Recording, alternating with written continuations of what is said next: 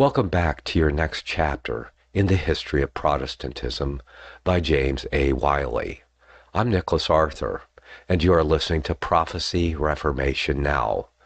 Because God-given prophecy is history in advance, it is very important for the Christian to learn about the history of the church that Jesus said he would build, starting about 2,000 years ago when he said, "I will build my church." Only if we truly understand history can we find our place in the prophecy of the Revelation, and perhaps even come to know what must shortly come to pass in our own time as well. So, let us pick up right where we left off last time. The reformer of Zurich is as yet only in midlife, taking the 70 as our scale of reckoning. But already it begins to draw toward evening with him. The shadows of that violent death, with which his career was to close, begin to gather round him. We shall pause, therefore, and look at the man as we see him, in the circle of his family, or at work in his study. He is dressed, as we should expect, with ancient Swiss simplicity. He wears a wide coat of the canon, and on his head is the priest's hat, or biretta. The kindness of his heart and the courage of his soul shine out and light up his face with the radiance of cheerfulness. Numerous visitors, of all conditions and on various errands, knock at his door, and are admitted into his presence. Now it is a bookseller who comes to importune him to write something for an approaching book fair. Now it is a priest who has been harshly used by his bishop, who craves his advice. Now it is a brother pastor who comes to ask help or sympathy. Now it is a citizen or counselor, a friend from the country, who wishes to consult him on state affairs or on private business. He receives all with genuine affability, listens with patience, and gives his answers in a few wise words. Sometimes, indeed, a sudden frown darkens his brow, and the lightning of his eye flashes forth. But it is at the discovery of meanness or hypocrisy. The storm, however, soon passes, and the light of an inward serenity and truthfulness again shines out and brightens his features. Towards well-meaning ignorance, he is compassionate and tender. In regard of his meals, his fare is simple. The dainties of his youth are the dainties of his manhood. Living in a city with its luxuries at command, and sitting often at the table of its rich burghers, he prefers the milk and cheese which formed the staple of his diet when he lived among the shepherds of the Toggenburg. As to his pleasures, they are not such as have a sting in them. They are those that delight the longest, because the most natural and simple. His leisure, it is not much, is spent in the society of his accomplished and high-souled wife, in the education of his children, in conversation with his friends, and in music. In his college days, how often, as we have already seen, in company of his friend, Leo Juda, did he awake with the echoes of the valley besides the romantic Basel with his voice or instrument, or the grander shores of the Zurich lake. He continued to cultivate the gift, as time served, with all the passion of an artist. He is very methodical in his habits. His time is wisely divided, and none of it is frittered away by desultorious or unpunctuality. Both in body and mind, he is eminently healthy. Luther had even more than the joyous disposition of Zwingli, but not his robustness and almost uninterrupted good health. The doctor of Wittenberg complained that Satan tilted through his head, and at times, for weeks, he was unable to work or write. Calvin was still sicklier. His 10 maladies wore away his strength, but they had power over the body only. The spirit, they did not approach to ruffle or weaken. And we stand amazed at the magnificence of the labors achieved in a frame so fragile and worn. But it was not so with the reformer of Zurich. He suffered loss neither of time nor of power from ill health, and this, together with the skillful distribution of his time, enabled him to get through the manifold labors that were imposed upon him. He rose early. The hours of morning he spent in prayer and the study of Scriptures.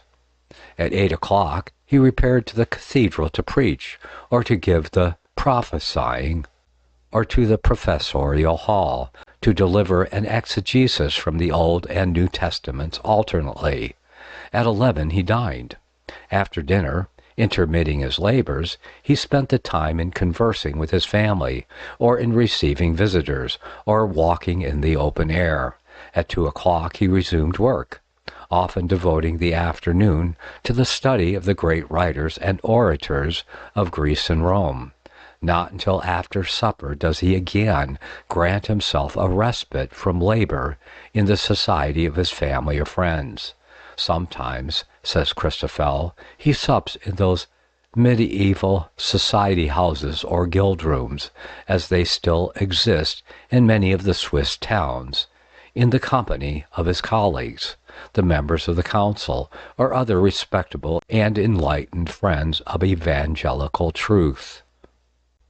The latter hours of the evening, and even a part of the night itself, he employs in writing his many letters. If business is pressing, he can dispense with his night's rest.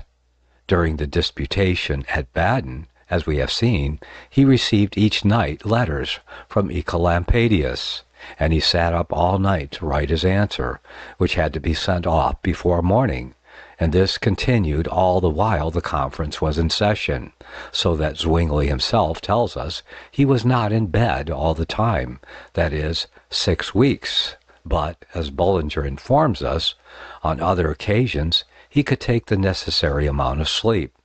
Thus, with the careful distribution and economy of his time, combined with an iron constitution and a clear and powerful intellect, he was able to master the almost overwhelming amount of work which the Reformation laid upon him. He complained that the many demands on his time did not leave him leisure to elaborate and polish his productions. The storms and emergencies of his days compelled him to write, but did not leave him time to revise. Hence he is diffuse after an unusual manner, not in style, which has the terse vigor of the ancients, nor in thinking, which is at once clear and profound, but in too great affluence of ideas. He modestly spoke of what came from his pen as sketches rather than books. Scripture he interpreted by Scripture, and thus, in addition to a naturally penetrating intellect, he enjoyed eminently the teaching of the Spirit, which is given through the Word. Zwingli sought in converse with his friends to improve his heart. He read the great works of antiquity to strengthen his intellect and refine his taste. He studied the Bible to nourish his piety and enlarge his knowledge of divine truth. But a higher means of improvement did he employ: converse with God. He strongly recommended prayer, says Bullinger, and he himself prayed much daily. In this he resembled Luther and Calvin and all the great reformers. What distinguished them from their fellows, even more than their great talents, was a certain serenity of soul, and a certain grandeur of strength and faith. This they owed to prayer. Chapter 8. Proposed Christian Republic for Defense of Civil Rights. Another storm brewing in the Oberland. Protestantism still spreading in Switzerland. A second crisis. Zwingli proposes a European Christian Republic. Negotiates with the German towns, the King of France, and the Republic of Venice.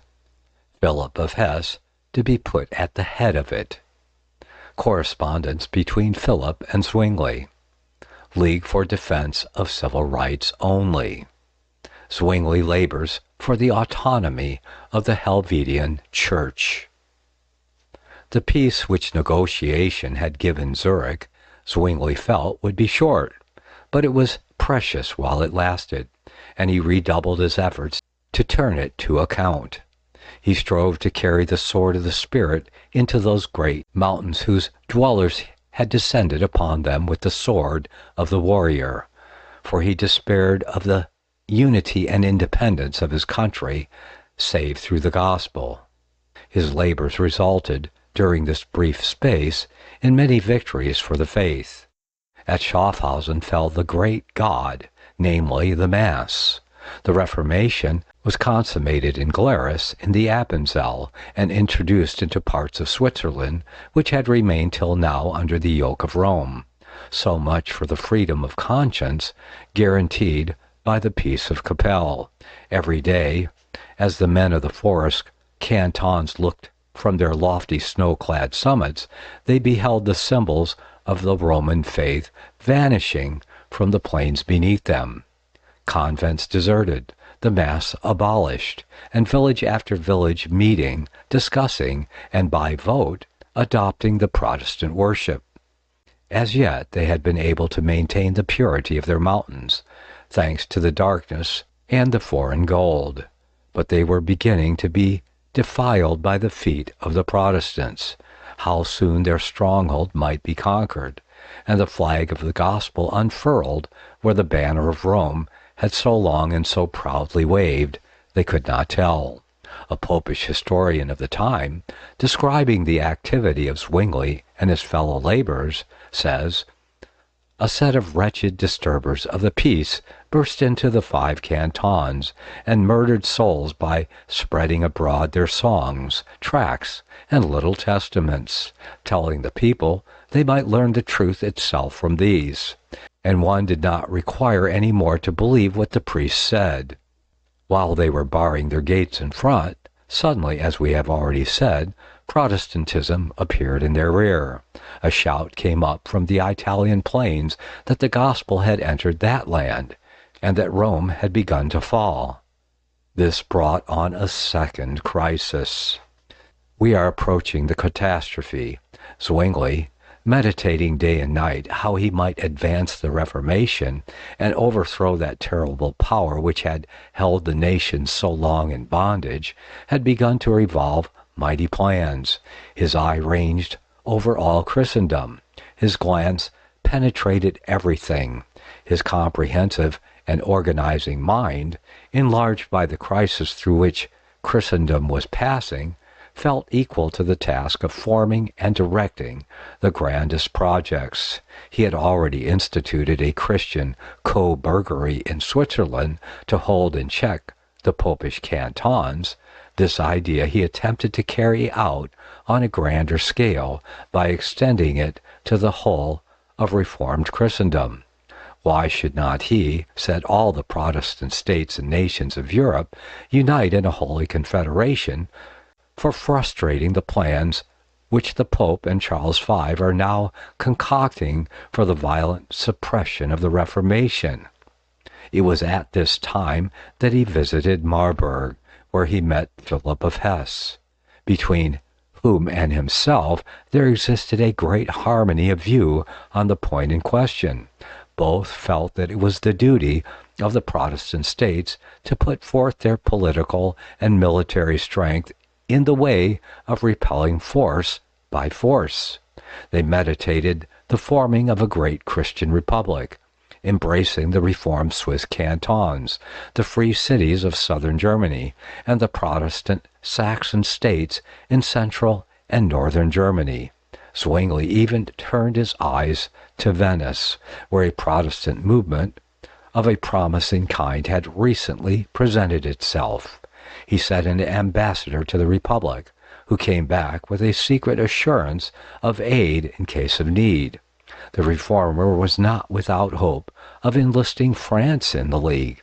Overtures to that effect had been made by Francis I, who seemed not unwilling to leave the path of violence on which he had entered, and take under his wing the reformation of his country. This Protestant alliance was meant to extend from the Adriatic to the German Ocean, forming a Protestant power in Central Europe sufficient to protect conscience and the free preaching of the gospel. This display of strength, Zwingli believed, would hold in check the emperor and the pope, would be a rampart around the preachers and professors of the Protestant faith, and would prevent an Iliad of woes which he saw approaching Christendom. The project was a colossal one.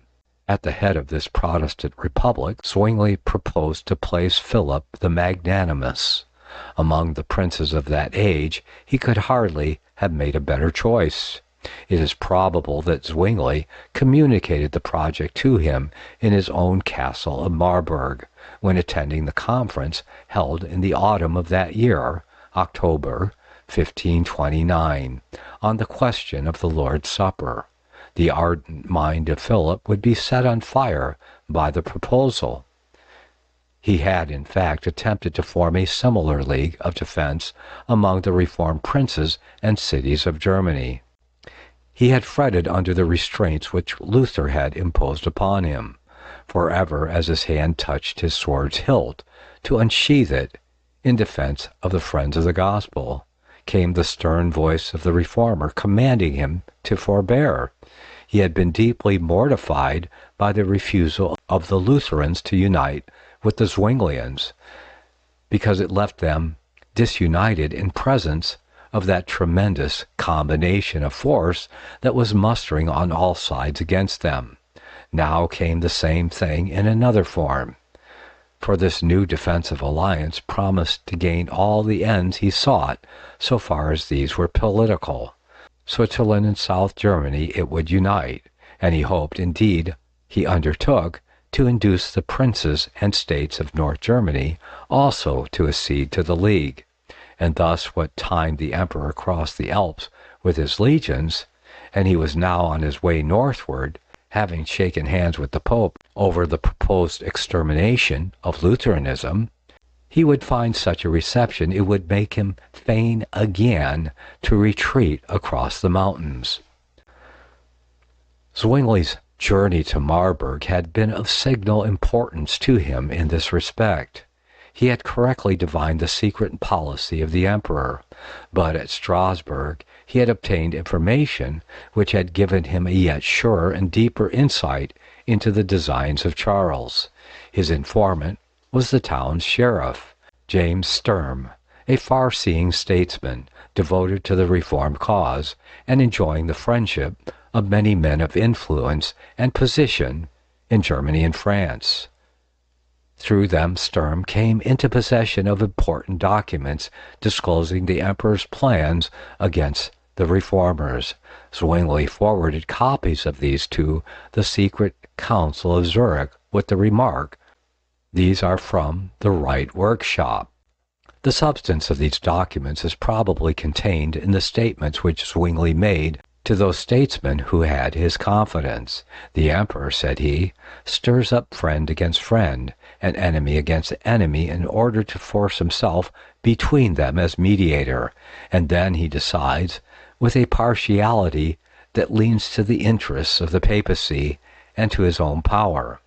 To kindle a war in Germany, he excites the Castellan of Musel against the Grisons, the bishops of Constance and Strasbourg against the cities of Constance and Strasbourg, Duke George of Saxony against John, Elector of Saxony, the bishops of Rhine against the Landgrave of Hesse, the Duke of Savoy against Bern, and the 5 cantons against Zurich. Everywhere he makes division and discord. When the confusion has come to a head, and all things are ripe, he will march in with his Spaniards, and be fooling one party with fair words, and falling upon the other with the sword. He will continue to strike until he has reduced all under his yoke. Alas, what an overthrow awaits Germany, and all of us under pretense of upholding the empire and re-establishing religion.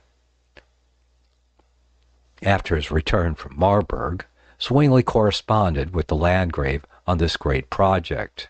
"Gracious Prince," he wrote on the 2nd of November, 1529, "if I write to your Grace as a child to a father, it is because of the confidence I have that God has chosen you for great events, which I dare not utter. We must bell the cat at last." To which the Landgrave answered, "Dear Mr. Huldrych, I hope through the providence of God a feather will fall from Pharaoh, and that he will meet with what he little expects. For all things are in the way of improvement. God is wonderful. Let this matter touching Pharaoh remain a secret with you till the time arrives." Like a thundercloud charged with fire, the emperor was nearing Germany to hold the long-announced Diet of Augsburg. The reformers' courage rose with the approach of danger. The son of the Toggenburg shepherd, the pastor of a little town, dared to step forth and set the battle in array against this Goliath, the master of so many kingdoms.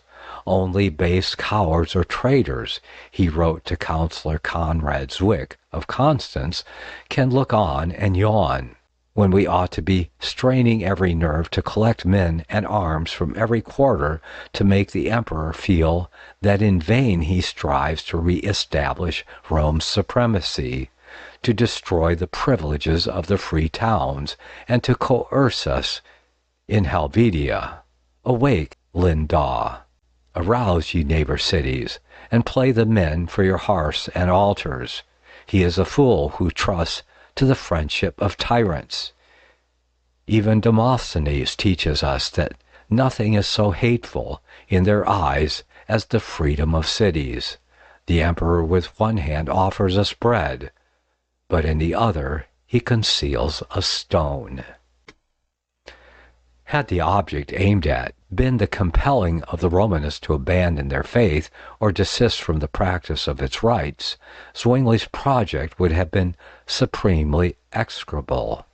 But the reformer did not for a moment dream of such a thing. He never lost sight of the great fact that by the preaching of the gospel alone can men be enlightened and converted. But he did not see why states, to the extent to which God had given them the power, should not resist those treacherous and bloody plots which were being hatched for the destruction of their faith and liberties. Luther disapproved of this policy entirely. Christians, he said, ought not to resist the emperor, and if he requires them to die, they are to yield up their lives. It was by the stake of the martyr and not by the sword of the state. He never ceased to remind men that the gospel was to triumph. Luther, reared in a convent and trained in habits of submission to authority, was to a much greater extent than Zwingli a man of the past.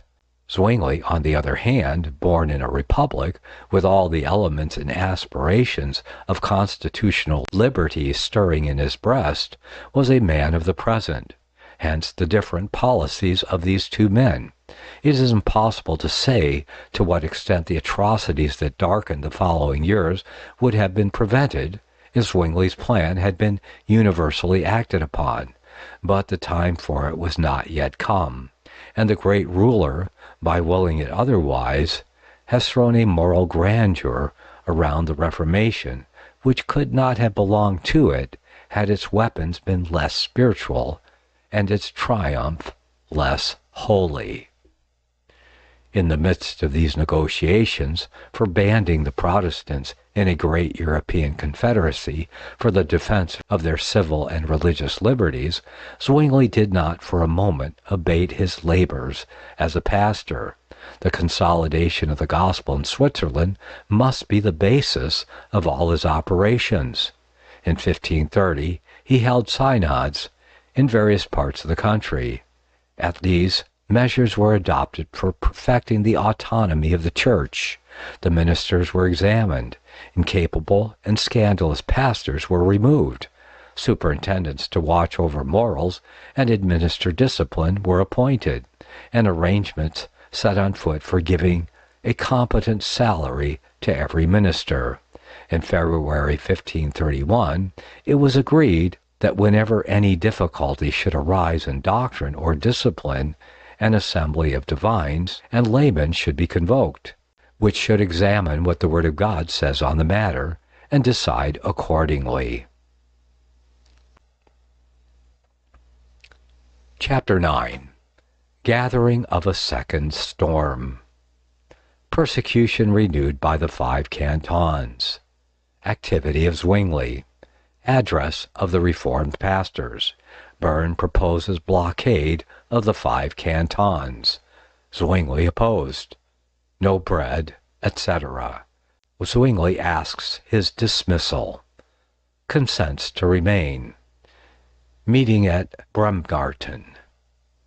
The comet. Alarming portents. Zwingli's earnest warnings unheeded. Every step of the gospel nearer their mountains made the men of the 5 cantons only the more determined to rend the treaty in which they had bound themselves to their brethren. They had already violated its spirit. The few professors of the Reformed faith in their territory they drove out, or imprisoned, or burned. In the common parishes, that is, the communes governed now by the Reformed, and now by the Popish cantons, they committed the same atrocities when their turn of jurisdiction came.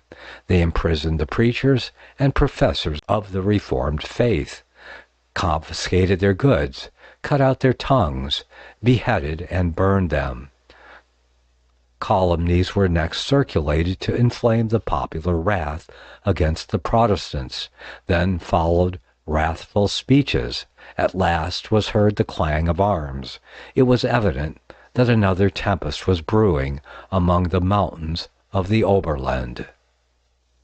A general diet of the Swiss Confederation was convoked at Baden on the 8th of January 1531. It was unable to come to any decision. Meanwhile, the provocations, which the 4 cantons were daily offering, were becoming intolerable. Yet how were they to be restrained? Behind those cantons stood the Emperor and Ferdinand, both at this hour making vast preparations. And should war be commenced, who could tell where it would end? Meanwhile, it was of the last importance to keep alive the patriotism of the people. Zwingli visited in person the Confederate cantons. He organized committees. He addressed large assemblies. He appealed to everything that could rouse Swiss valor. The armies of Rome were slowly closing around them. The Spaniards were in the Grisons. The Emperor was in Germany. Soon they would be cut off from their fellow Protestants of other lands and shut up in their mountains. They must strike while yet they had the power. It would be too late when the Emperor's sword was at their gates, and the Romanists of their own mountains had fallen like an avalanche upon them. Never had their fathers bled in so holy a cause. The heroes of the past seemed all to live again in this one man. Wherever he passed, he left behind him a country on fire. A diet of the Reformed cantons was held at Erin on the 12th of May to decide on the steps to be taken. The situation, they said, was this: the mountain cantons remain Roman Catholic. They divide Switzerland into 2 camps. They keep open the door for the armed hordes of foreign bigotry and despotism. How shall we restore Swiss unity, they asked. Not otherwise than by restoring unity of faith. They did not seek to compel the 5 cantons to renounce popery, but they believed themselves justified in asking them to cease from persecuting the preachers of the gospel in the common parishes, and to tolerate the Reformed doctrine in their valleys. This was the demand of the 4 Reformed cantons. The pastor of Zurich, Bern, Basel, and Strasbourg assembled in Zwingli's house the 5th of September, 1530, and speaking in the name of the reformed cantons, addressed to their popish confederates the following words: "You know, gracious lords, that concord increases the power of states, and that discord overthrows them. You yourselves are a proof of the first. God may prevent you from becoming also a proof of the second. For this reason we conjure you to allow the word of God to be preached among you. When has there ever existed, even among the heathen, a people which saw not that the hand of God alone upholds a nation? Do not 2 drops of quicksilver unite as soon as you remove that which separates them? Away, then, with that which separates you from your cities, that is, the absence of the word of God. And immediately the Almighty will unite us as our fathers were united. Then, placed in your mountains, as in the center of Christendom, you will be an example to it, its protection and its refuge. And after having passed through this vale of tears, being the terror of the wicked and the consolation of the faithful, you will at last be established in eternal happiness." "The minister's sermon is rather long," said some, with a yawn, in whose hearing this address was read. The remonstrance was without effect. Zwingli earnestly counseled a bold and prompt blow, in other words, an armed intervention. He thought this the speediest way to bring the mountain cantons to reasonable terms. Baden, though admitting that the 5 cantons had broken the national compact, and that the atrocities they were committing in shameful violation of their own promises justified war, thought it better, nevertheless, that a milder expedient should be tried. Uri, Schwitz, Unterwalden, Zug, and Lucerne were dependent for their daily supplies upon the markets and harvests of the plains. Shut out of these, they had no alternative but surrender or death by famine. "Let us blockade these cantons," said Bern. Zurich and Zwingli strongly disapproved of this measure. It confounded, they said, the innocent with the guilty, whereas war would smite only the latter. The blockade, however, was resolved upon and rigorously carried out. The markets of the entire region around were closed, and the roads leading to the towns blockaded. Instantaneously, the 5 cantons were enclosed in a vast desert. Bread, wine, and salt suddenly failed from their chalets, and the horrors of famine began to reign in their mountains. This calamity was the more severely felt inasmuch as the preceding year had been one of dearth, and the sweating sickness had visited their valleys, adding its ravages to the sufferings caused by the failure of the crops. A wail of suffering and a cry of indignation arose from the mountains. A general diet was opened at Bremgarten on the 14th of June, in the presence of the deputies of several foreign powers. The 5 cantons demanded that, first of all, the blockade should be raised. Till this was done, they would listen to no proposition. Bern and Zurich replied, "The blockade we will not raise till you have ceased your persecutions, and opened your own valleys to the free preaching of the gospel." Conciliation was impossible. The conference broke up, and the breach remained unclosed. This was a terrible complication. Nothing but a united and bold policy, Zwingli saw, could extricate them from it. But instead of this, the Council of Zurich was every day displaying greater vacillation and feebleness. The lukewarm and timid were deserting the reform. Its old enemies were again raising their heads. Courage and patriotism were lacking to meet the ire of the mountaineers, roused by the half measure which had been adopted. Ruin was coming on apace. The burden of the state rested on Zwingli. He felt he could no longer accept a position in which he was responsible for evils which were mainly owing to the rejection of those measures he had counseled.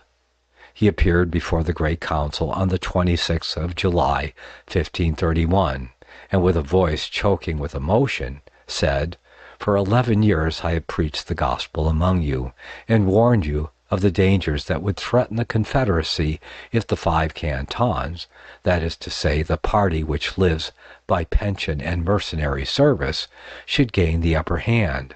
All has been of no avail. Even now you elect to counsel men who covet this blood money. I will no longer be responsible for the mischief that I cannot prevent. I therefore desire my dismissal." He took his departure with tears in his eyes. Thus was the pilot leaving the ship at the moment the storm was about to strike it. The councilors were seized with dismay. Their former reverence and affection for their magnanimous and devoted leader revived. They named a deputation to wait on him and beg with him to withdraw his resignation. Zwingli took 3 days to consider what course he should pursue. These were days of earnest prayer. At length he reappeared in the council, his eyes dimmed, and his face bearing traces of the conflict through which he had passed. "I will stay with you," he said, "and I will labor for the safety of the state until death." For a moment the union and courage of Zurich revived. Zwingli began again to have hope. He thought he could rouse to action the powerful canton of Bern. All might yet be well. The gathering tempest in the mountain might be turned back, and the iron hand that lay so heavy upon conscience and the preaching of the gospel lifted off. He arranged a midnight meeting with the deputies of Bern at Bremgarten, and put the matter before them thus. "What is to be done?" said he. "Withdraw the blockade? The cantons will then be more haughty and insolent than ever. Enforce it? They will take the offensive. And if their attacks succeed, you will behold our fields red with the blood of Protestants, the doctrine of truth cast down, the Church of Christ laid waste, all social relations overthrown, our adversaries more irritated and hardened against the gospel, and crowds of monks and priests again filling our rural districts, streets, and temples." He paused, then solemnly added, "And yet that also will have an end." The words of Zwingli had deeply impressed the Bernese. "We see," said they, "all the disasters that impend over our common cause, and will do our utmost to ward them off." Zwingli took his departure while it was yet dark. His disciple, the young Bullinger, who was present and relates what was said at the interview, accompanied him a little way. The parting was most sad, for the two were tenderly attached, and in the hearts of both was a presentiment that they should meet no more on earth. A strange occurrence took place at the gate of the town. As Zwingli and his friends approached the sentinels, a personage in robes white as snow suddenly appeared, and threw the soldiers into panic. So the guard affirmed, for Zwingli and his friends saw not the apparition. The Council of Zurich sank down again into their former apathy. The pensioners, the foreign gold, formed a great obstacle, Zwingli felt, to the salvation of his country. It had corrupted the virtue and undermined the patriotism of the mountain cantons, and it had bred treachery and cowardice in even the reformed councils. Zwingli's appeals grew more stirring every hour. "Ruin," said he, "is at the door." But he felt that his words were spoken to dead men. His heart was almost broken. In the August of that year, a comet of unusual size appeared in the heavens. As night after night, with the lengthening tail and fiercer blaze, it hung suspended in the west. It attracted the gaze and awoke the terrors of all. On the night of the 15th of August, Zwingli and his friend, George Mueller, the former abbot of Wettingen, contemplated it from the burying ground of the great minster. What may this star signify, dear Huldrych? Inquired Mueller. It has come to light me to my grave, replied Zwingli, and many an honest man with me. With God's grace, no, said Mueller. I am rather short-sighted, rejoined Zwingli, but I foresee great calamities in the future. There comes a great catastrophe, but Christ will not finally forsake us. The victory will remain with our cause. Portent was heaped upon portent, and rumor followed rumor. Not a locality but furnished its wonder, prognosticating calamity and diffusing gloomy forebodings over the country. At Brugg, in Aargau, a fountain, not of water, but of blood, was reported to have opened suddenly, and to be dyeing the earth with gore. The sky of Zug was illuminated with a meteor in the form of a shield, and noises of men engaged in conflict came from the hollows of the mountains. In the Brunig Pass, banners were seen to wave up, borne by no earthly hand, and stirred by no earthly breeze, while on the calm surface of the Lucerne Lake, spectral ships were seen careening, manned with spectral warriors. There was no need of such ghostly signs. The usual symptoms of approaching disaster were but too manifest in those who chose to read them. Zwingli perceived them in the disunion and apathy of the reformed cantons, in the growing audacity of the enemy, and in the sinister rumors which were every day brought from the mountains. He raised his voice once more. It was in vain.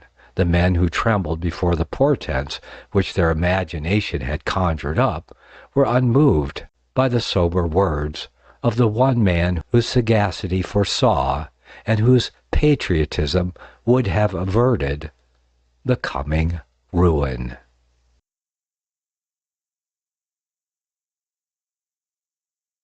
We are in Book 11 of James A. Wylie's History of Protestantism. Book 11, Protestantism at Zurich, 1525 to the death of Zwingli, 1531. So this is the last chapter of that book. Chapter 10, Death of Zwingli. Forest cantons decide on war. Assembling of their army.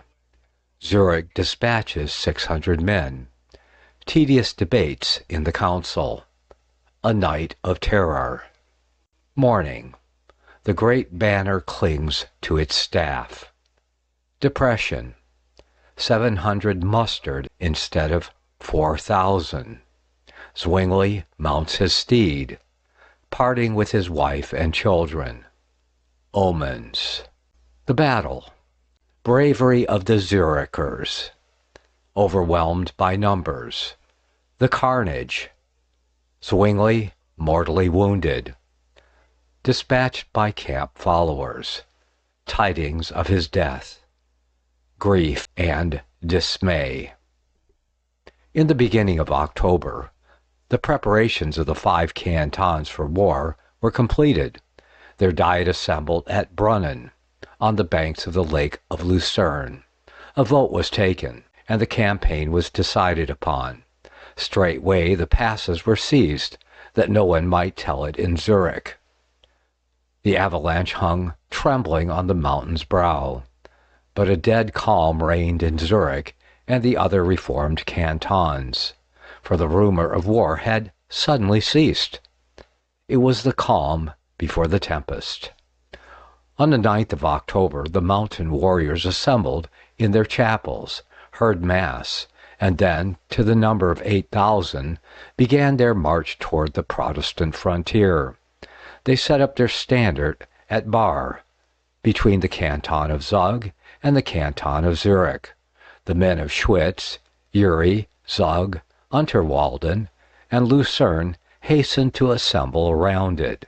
Their ranks were swelled by soldiers from the Italian valleys, and deserters from Zurich and Bern. Another popish host, 12,000 strong, spread themselves over the free parishes, inflicting all the horrors of war wherever they came.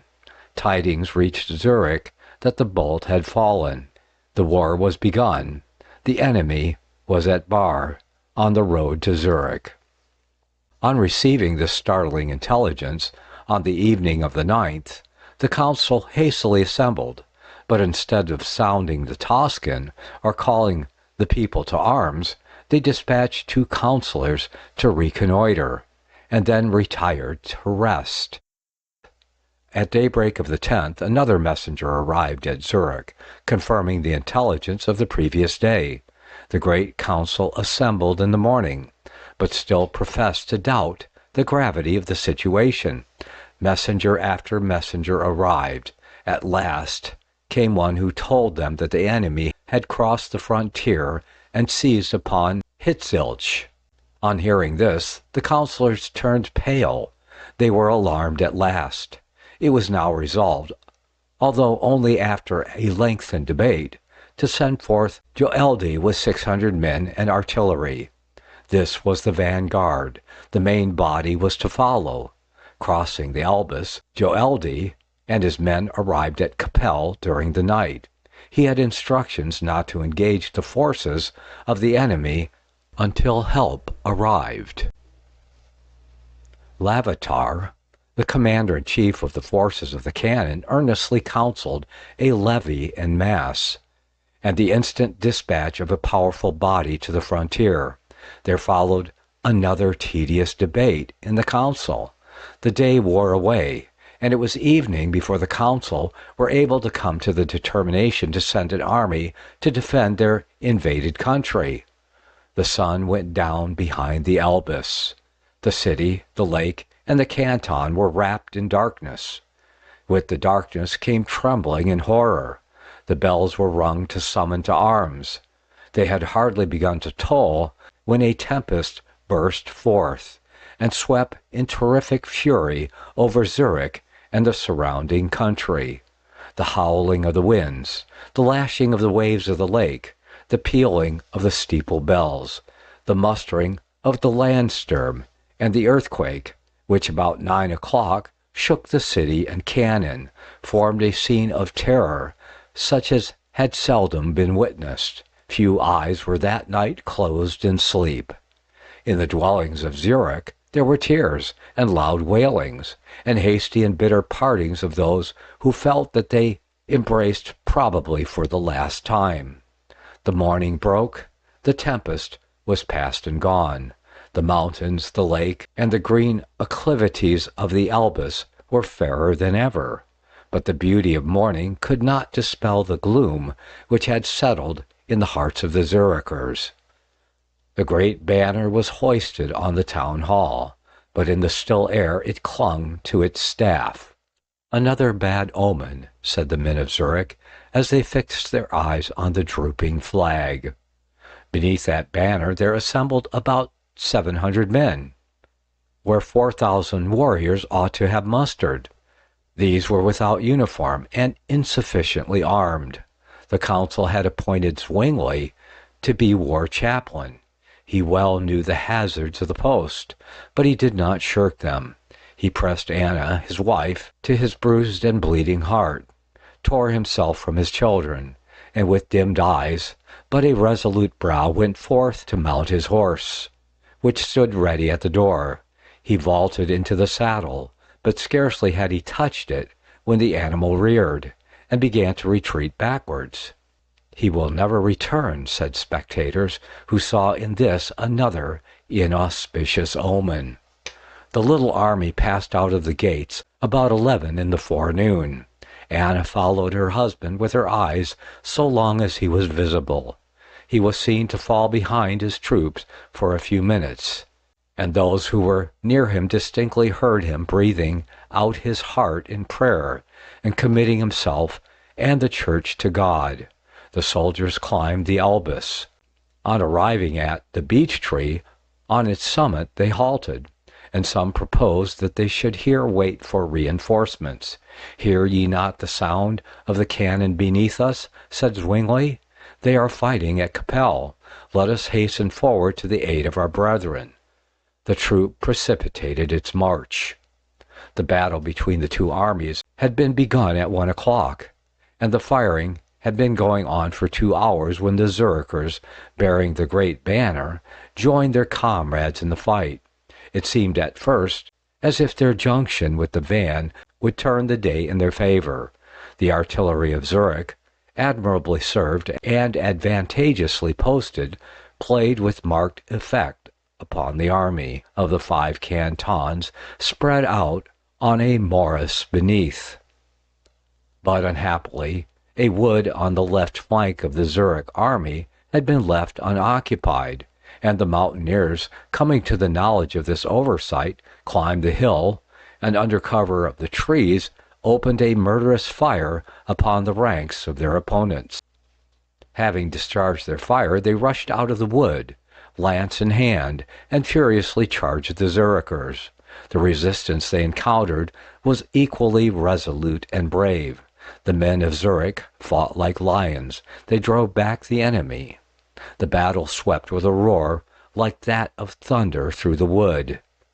The fury and heroism on both sides, the flight and the pursuit of armed men, the clash of halberds and the thunder of artillery, the shouts of combatants and the groans of the dying, mingled in one dreadful roar, were echoed and re-echoed by the Alps, till they seemed to rock the mountains and shake the earth.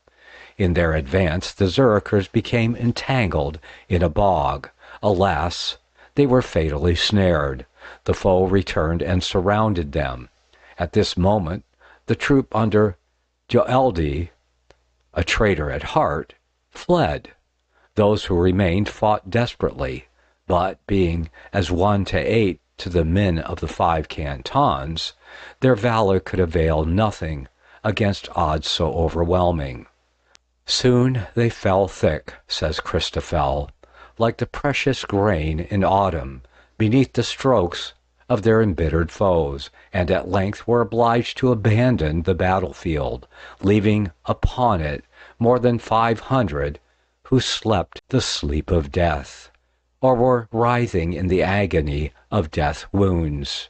On this fatal field fell the flower of Zurich, the wisest of its counselors, the most Christian of its citizens, and the ablest of its pastors." But there is one death that affects us more than all the others.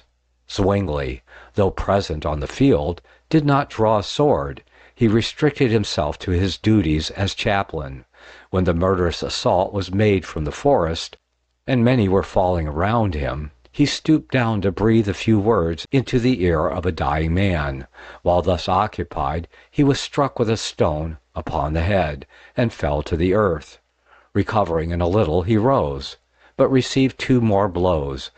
As he lay on the ground, a hostile spear dealt him a fatal stab, and the blood began to trickle from the wound.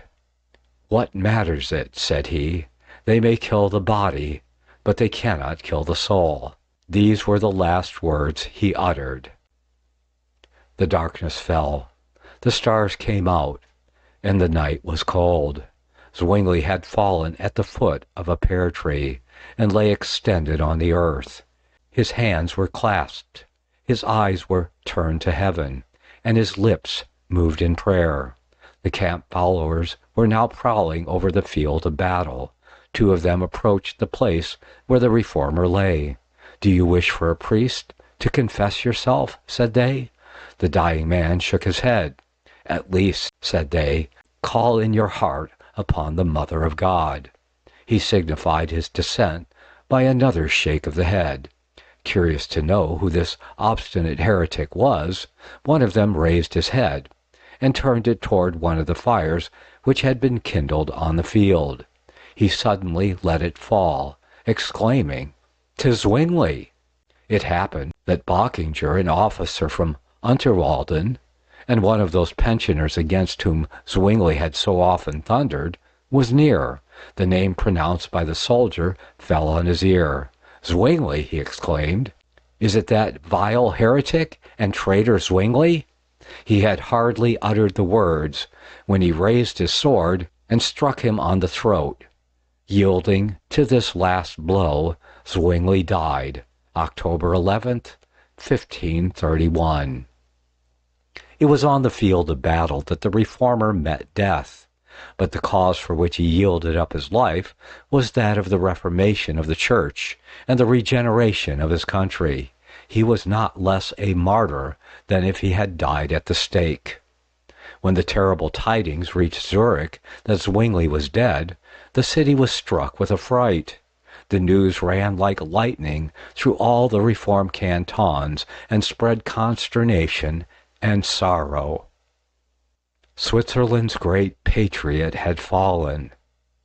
When Ecolampadius of Basel learned that the reformer was no more, his heart turned to stone, and he died in a few weeks. The intelligence was received with profound grief in all the countries of the Reformation. All felt that a great light had been quenched, that one of the foremost champions in the army of the faith had fallen, at a moment when the hosts of Rome were closing their ranks, and a terrible onset on the truth was impending. Zurich made peace with the 5 cantons, stipulating only for toleration. In the common parishes, the Reformed faith was suppressed. The altars were set up, Mass restored, and the monks crept back into their empty cells. Luther, when told of the deaths of Zwingli and Ecolampadius, remembered the days he had passed with both of these men at Marburg, and was seized with so pungent a sorrow that, to use his own words, he had almost died himself. Ferdinand of Austria heard of the victory of Kappel, but with different feelings. At last he thought the tide has turned, and in Kappel he beheld the first of a long series of victories to be achieved by the sword of Rome.